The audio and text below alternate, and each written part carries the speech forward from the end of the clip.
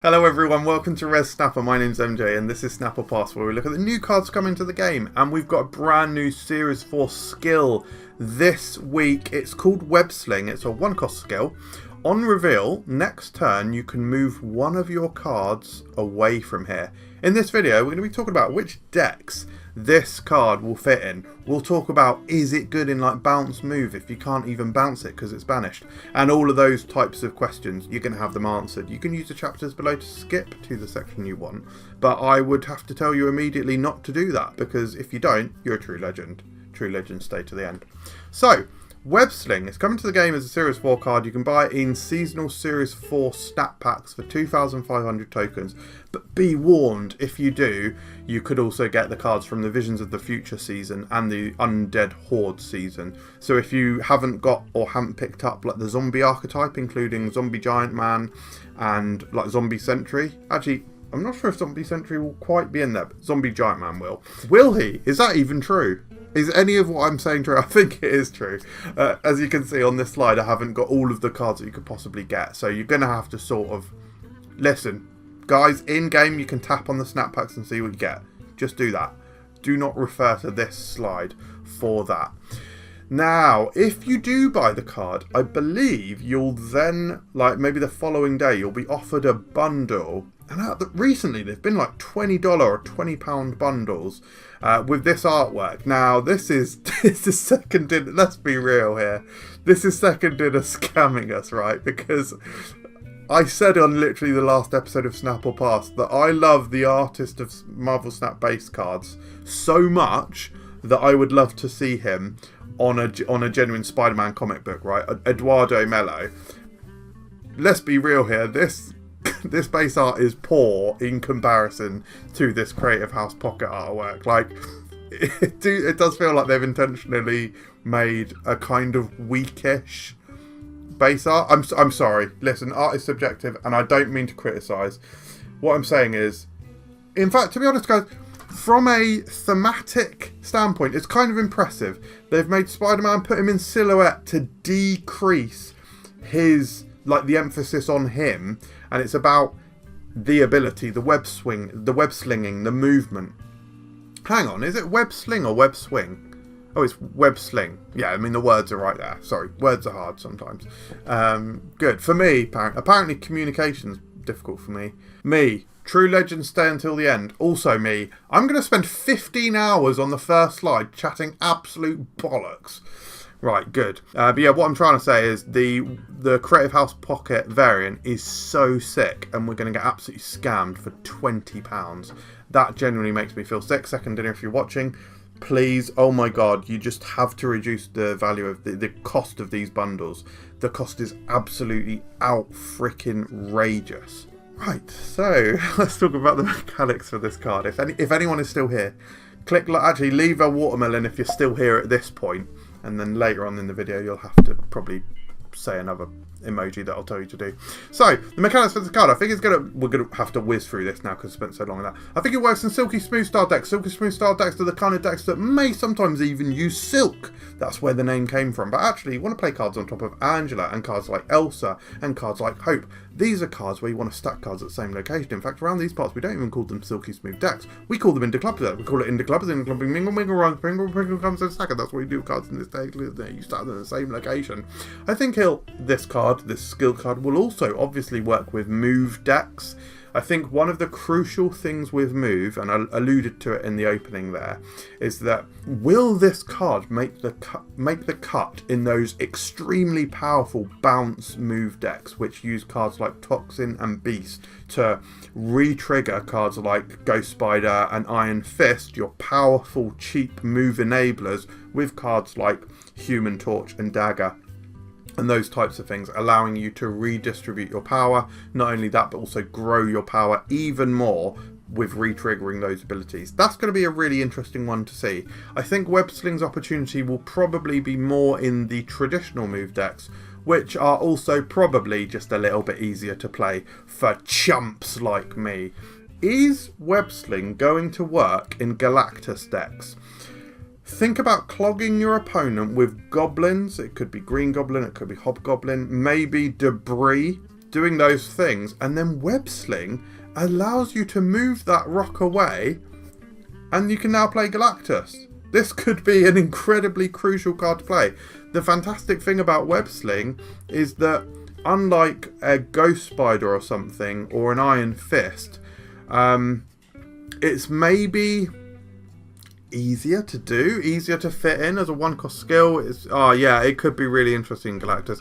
Obviously, it's going to be super telegraphed. You're basically telling your opponent one turn in advance that you're about to play Galactus. So that's why you're going to need to snap on the turn you play Web Sling, not the final turn. And also skills-based decks. I think this is a really interesting one. Skills-based decks are cards which utilise cards like Nicholas, Scratch and Bishop. So you're playing lots of cheap skills and getting those buffs. And the fascinating thing with Web Sling is this card just going to be generally good and allow you to redistribute power? Even if you're not synergising with move strategies, is that a good thing? You've played a big Laufey, being able to move that might be really cool and really interesting. So I think this card is going to be a really important card in the landscape of Marvel Snap, and not just a move card. So it allows you to do... I said I was going to whiz through it. I feel like I've been talking for 4 hours about this card. I'm going to go at absolute pelt breakneck speed now. Going forward in this video, there will be no superfluous words. We are going to burst through at the speed of extremity talking about it.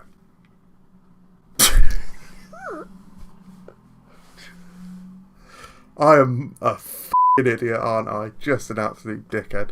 Why are you still here? I'm so sorry for you. It allows you to do something on the following turn, so it's not happening immediately. Bear that in mind, and that is, of course, telegraphed, as we've just said as well. It's a skill, so it banishes itself at the end of turn. That's also really important. One of the things that is so important for move decks is that you're not taking up a lot of room. Cards like Madam Web, she has such low power. She's kind of like frustrating to play in that regard, even though her ability is so powerful, but it is crucial that she's taking up space. It's fantastic that Web Sling doesn't take up space. And presumably it cannot be re-triggered with cards like Joaquin Torres and Wong. A bit like how Madam Web, if you like Moonstone her, you can't copy her ability. You're only able to move one card. I think with Web Sling, if you do copy the ability, I'm presuming that you can still only move one card, because that is the ability. It's not saying like one additional card, etc. So the pros for the card: one of the harder aspects of move is the spacing problems. This is being banished, so it's not generating to that problem, and it's a cheap and very powerful ability. It's incredibly powerful for the cost. The cons, though, only does something on the following turn, so you can't get much benefit from it on turn 5. The reason I'm saying you can't get much benefit instead of you can't get any benefit is because you could be playing it in a skills deck, because it is still like the equivalent of some power if you play it with Nicholas, Scratch and Bishop, and it's predictable. So the counters for the card: I think move disruption, naturally cards like Kingpin and Scream are just going to feast on move this month, so bear that in mind. Cosmo can stop the skill from even triggering, and Mercury is going to stop you from being able to move cards away. Now, the thing with Mercury is it's probably... I mean, your opponent isn't playing Web Sling on the Mercury location, are they? But Mercury can move, for one, and it can stop you from playing into Mercury for 2. So yeah, Mercury's still apparent, even though she has been nerfed and increased in cost. So the synergies, though, like I said, the move archetype in general, the Inda Club archetype, or Silky Smooth in general, is going to love this. Angela's going to love it because you can move. Not only do you get the trigger on Angela from playing Web Sling, but you can also then move a card away, so it's enabling you to have even more Angela triggers than ever before. Human Torch is going to love it because it's the equivalent of at least one double. That could be a 3 becoming a 6, it could be 6 becoming a 12, it could be a 12 becoming a damn 24. And then Spider-Punk, the Season Pass card, getting an extra trigger on him. It's basically a 4 power swing every time you move him. So that's a 1-4, which is Hydra Bob sort of stats, isn't it? Which we like. So the decks, the first one I've got for you is Smooth Slings. This is a budget deck, so if you're a newer or lower collection level player, this is going to be great for you. And that is, of course, why we've got Spider-Man 2099 in this deck, because we otherwise wouldn't be playing that card, because Doesn't have the best reputation, but when you consider a card like Web Sling, maybe Spider-Man 2099 gets a bit more interesting. However, if you are doing Web Sling with Spider-Man 2099, you probably need Hope Summers, who isn't in this deck, just to call out an FYI there. Otherwise, pretty standard Silky Smooth deck, although we have got Madam Web as the Series 5 card in this deck. Other things that we want to do and move away from the location are, of course, Human Torch. We've got Craven to benefit from all the things that we're moving away. We've got Spider-Man, Miles Morales, who you can hopefully play on the final turn as a bit of cheap surprise power. You can increase the power of the cards with Elsa. You definitely want to do that for Human Torch. Yada yada yada. The rest of this is all quite simple and good. Because we have got Spider-Man 2099 in here, our triggers for him are Madam Web, and we have also got Iron Fist too. So it might be a final turn play alongside Miles Morales. Who knows? And then the second deck. Guys, I'm featuring another creator's deck here. Massive shout out to Tucker here. In his video, you can check it out on Buy or Bust, he featured a deck called Stomp Out, and guys, I'm absolutely obsessed with it.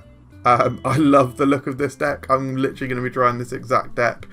It's basically you're doing Zauntings. If you can't get Zaun out, then at least you've got Madam Web. But those aren't the only ways to generate the ability to move cards, because you also got Cloak and Hellion in here as well. So you're pinging your cards like Dagger, Spider-Punk all over the show.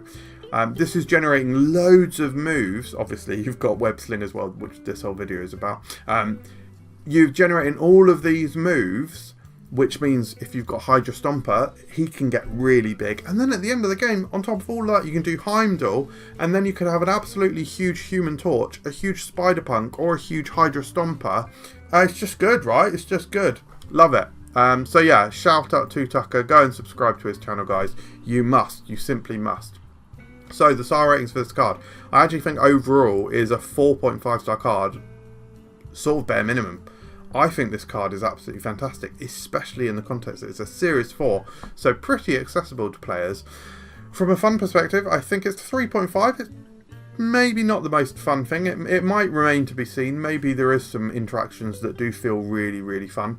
From the archetype, this is an absolute toolkit staple for move, I think, so 6 stars. It is fantastic. It's affordable, brilliant. It's affordable, it's brilliant, it's cool. And from a competitive standpoint, I think move is going to be freaking everywhere. I think move's going to be dominant, so 5 stars. And ultimately, you may be surprised to hear that I think it's a snap. I do think you should get this card. Anyway, I'm going to leave you there. I've been talking for literal forever. If you did make it this far, please leave an aubergine emoji in the comments. Shout out to my cup for being on brand, on fleek, on